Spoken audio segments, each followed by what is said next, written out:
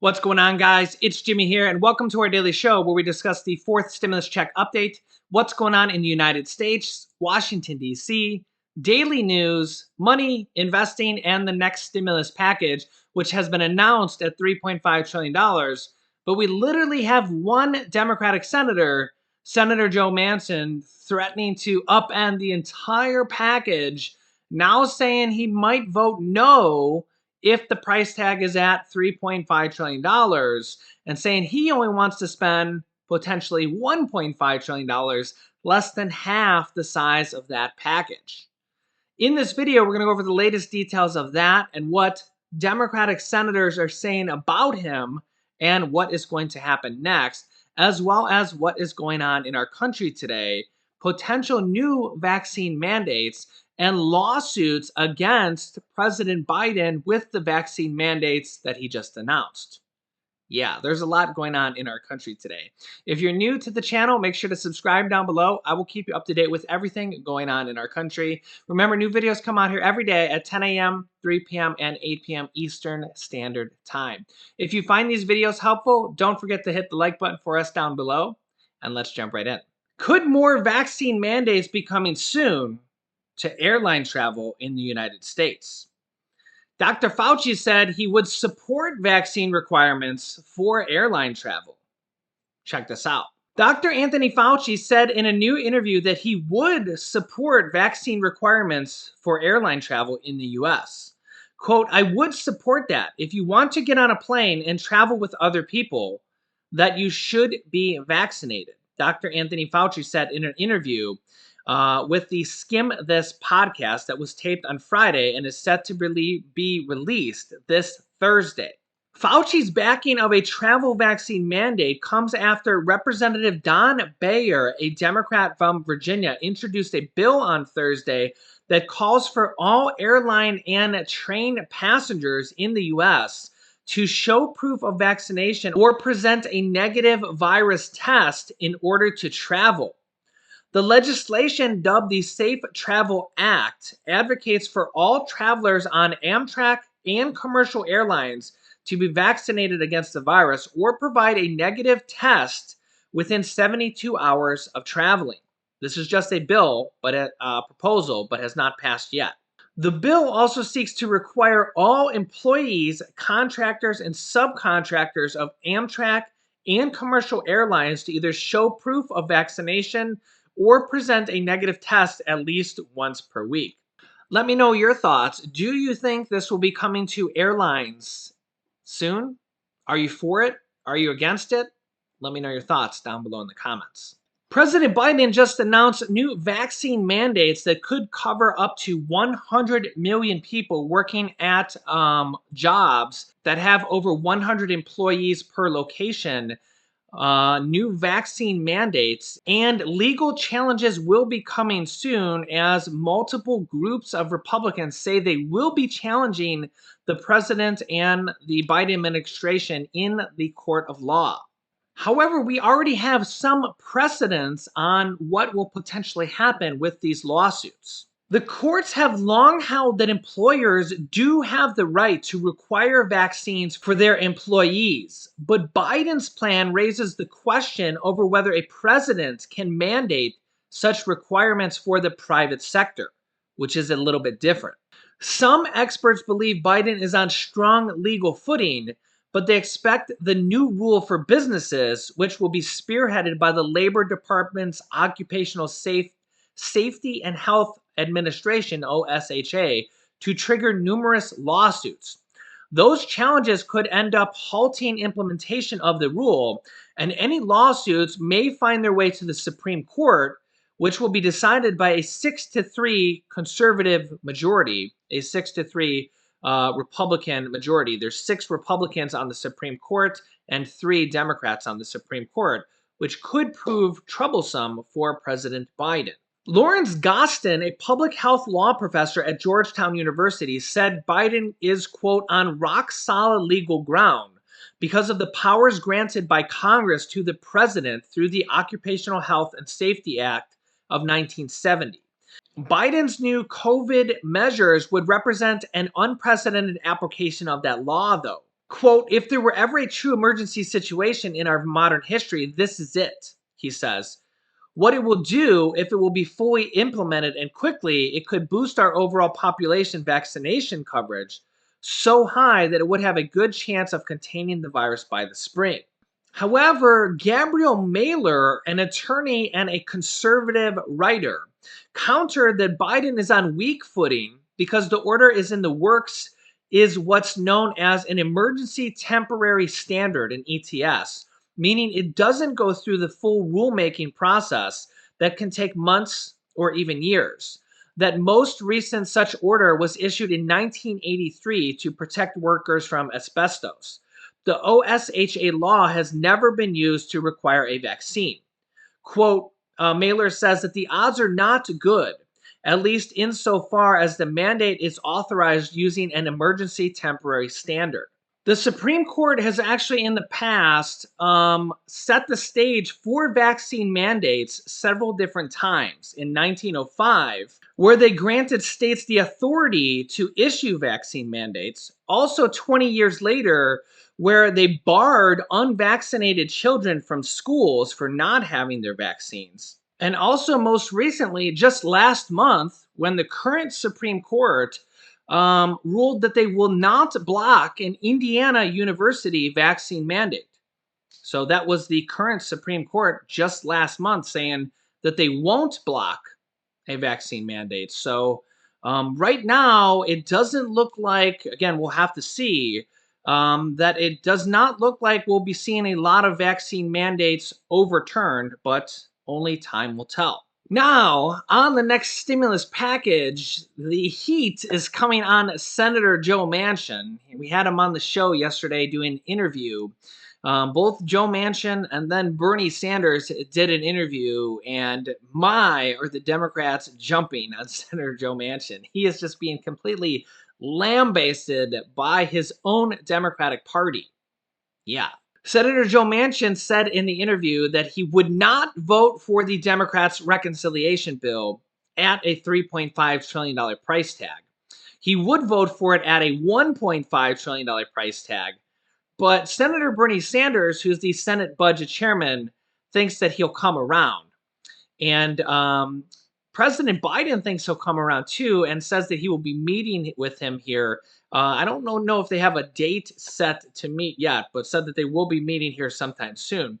But Joe Manchin has been getting absolutely slammed by his own Democratic Party. They're actually calling him a sellout and saying that he's been meeting secretly with Exxon Corporation. And while Democratic Representative AOC says that Senator Joe Manchin has weekly huddles with Corporation Exxon and is one of the many senators who gives lobbyists their pen to write the bill with, so-called bipartisan fossil fuel bills.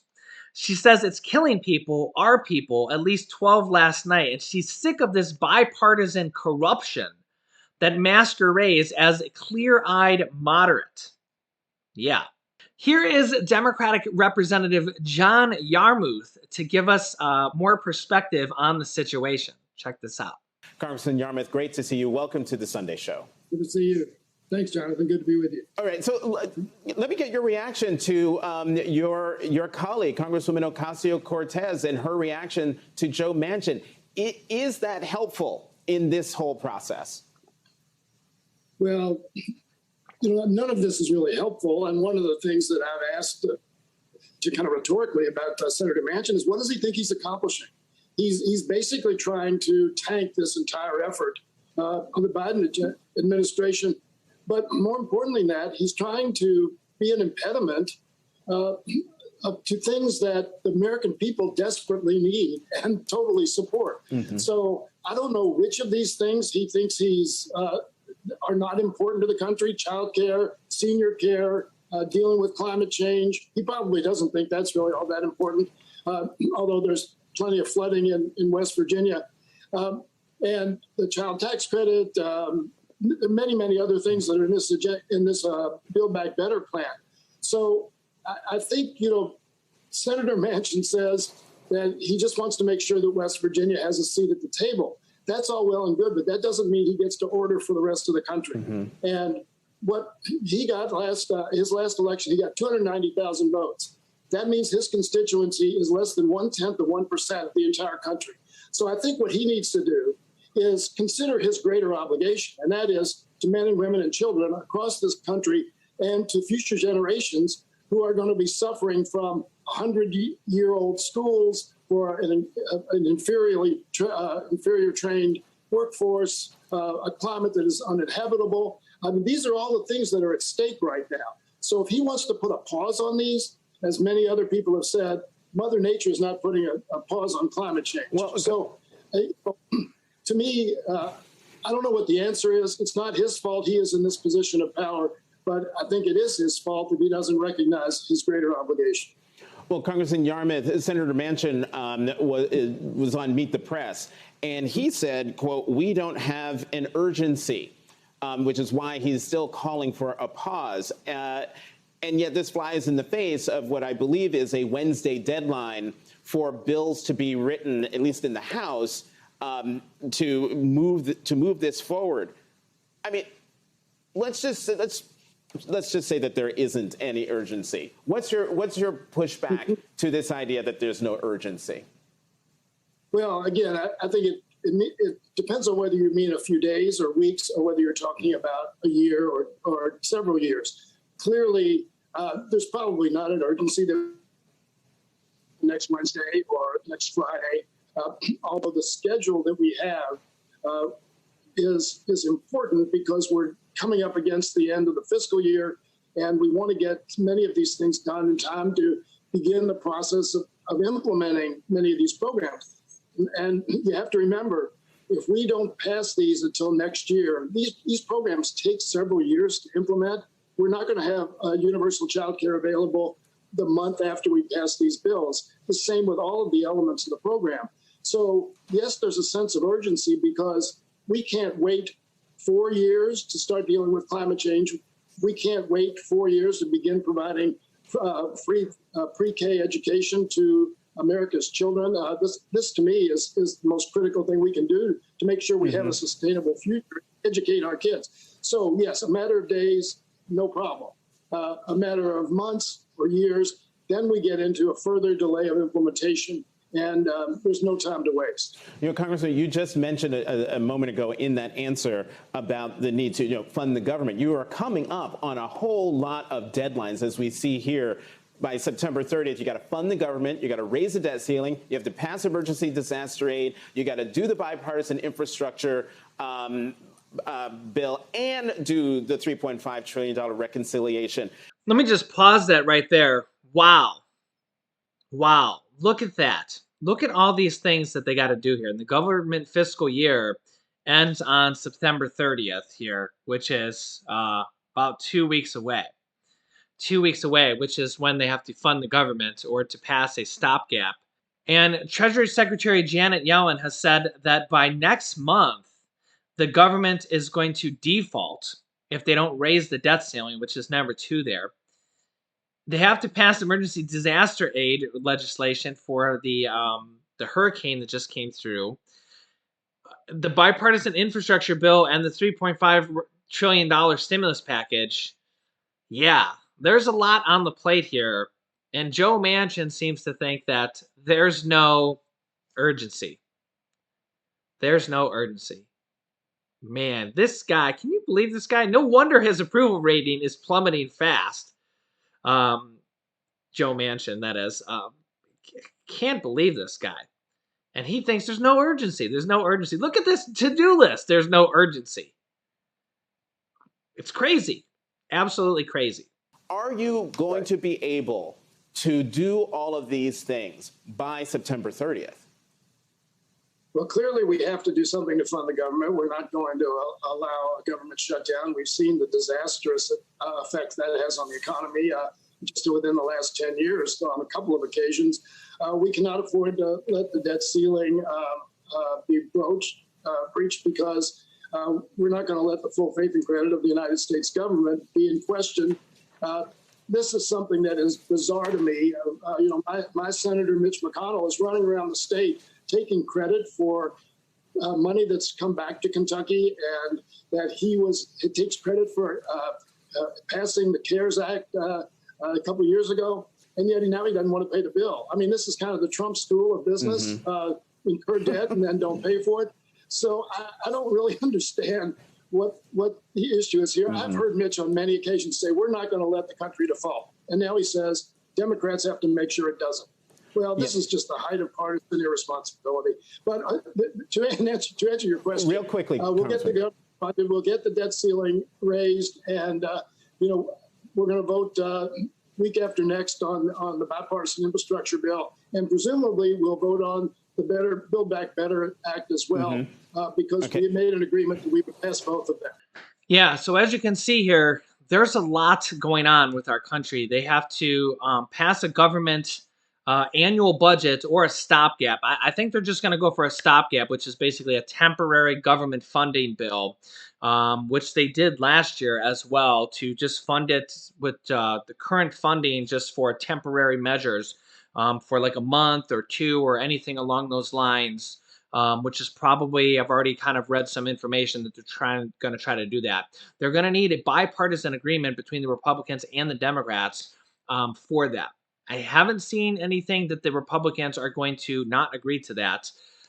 It's the Republicans are not going to agree to raising the debt ceiling, which apparently the Republicans want the Democrats to raise that on their own through the reconciliation process, because then the Republicans think that the Democrats will have to own all that debt on their own for the entire country, which seems a little crazy to me, because I don't know if you can say that the debt for the entire country is solely on one party. Some of this political nature between Democrats and Republicans is sometimes flabbergasting to me. And remember, I don't consider either party my party. I consider myself independent. So yeah, it's sometimes the bickering back and forth between Republicans and Democrats knows no bounds. Knows no bounds. It's the pettiness between Republicans and Democrats knows no bounds. They will. They will not let anything come between them when it comes to pettiness. They will stoop to they will stoop to the lowest of lows sometimes. But we will have to see, because Nancy Pelosi says that they're not going to raise the debt limit on their own through the reconciliation process. And the Republicans are saying that they're not going to agree to raise the debt limit. So we're at a little bit of an impasse. And Treasury Secretary Janet Yellen says that the government's going to default, the United States is going to default next month in October. And the government is going to hit a shutdown on October 1st. Yeah. And we have to pass the massive, largest stimulus package ever, which not a single Republican is going to vote for. Not a single Republican voted for the third stimulus check package. But Republicans did vote for the second stimulus check package when they controlled the Senate and the presidency in December. But then as soon as the Democrats came in control, they won't vote for any more stimulus. Yeah, so yeah, I sometimes it's crazy. It's absolutely crazy. So, like I said, these next few days are going to get really, really crazy. As you heard there, by Wednesday, Nancy Pelosi says that all bills are supposed to be in or written. I'll have to get more information on that for the House of Representatives. So we're going to be getting a lot of information this week, a lot of information and a lot of details on the stimulus package this week. And they're going to try to get Joe Manchin to come around. So I will keep you up to date with everything. Don't miss any videos this week. It's going to be a hot week. So remember, new videos come out here every day in our channel, 10 a.m., 3 p.m. and 8 p.m. Eastern Standard Time. Make sure to subscribe down below if you haven't yet. It's completely free to do so. You can also, after subscribing, click the bell icon to all notifications to get reminder notifications when we go live with new videos. You can click this top video here to watch my newest stimulus check video next. This bottom video is about all the different potential stimulus checks and stimulus items that have been recently announced. And this video is our new family channel, Julian's Adventures with my son, Julian. Our second episode, Julian's Adventures number 2, was just released. So click on one of those videos next. Thanks, guys, and I will see you in the next video.